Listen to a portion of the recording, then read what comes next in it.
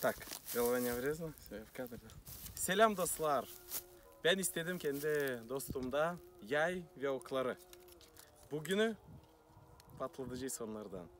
Eski Türkler, evvelki zamanlardan kullanardılar bu işleri cenk etmediğini. Onlar patladardılar atlı giderek. Bu değil elim bir iş. Bugünü ben savaşacağım izlemeye teoriyle.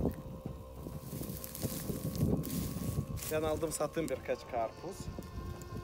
Şimdi bakacağız. Kezleyebileceğim mi ben o karpuza?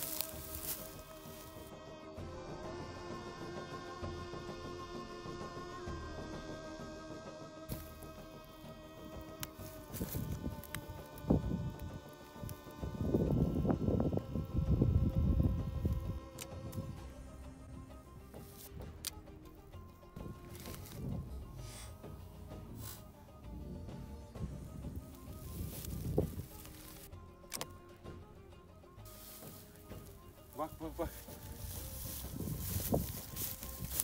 O geçti karpuzu yarısına kadar.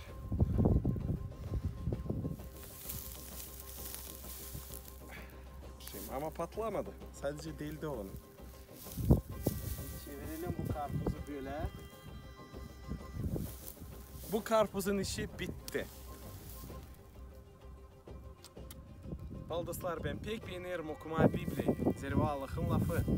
Orada var bir pek meraklı yer. Nerede yazılı? Hani nice babanın yerinde uşaklar, çocuklar hep öyle kahve askerin yerinde oklar. Niçin böyle yarıştırma? Allah istedi biz görelim. Zeri nereyi ana baba doğrudacıklar kendi uşaklarını küçük yaştan niye sen onları öğreteceksin? Affetme, sevme, iyilik yapma, okuma Allah'ın lafını, işlemeye çok. Teyveler de onlar ileri doğru çocuklar.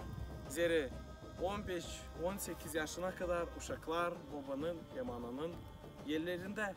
Onlar onları öğretirler, büyütürler. Ve şimdi 15-18-20 yaşına kadar ana baba doğururlar onları. Ama sonra onları koyarlar. Da nereye uçacak o uşaklar? Onlar uçacak orayı.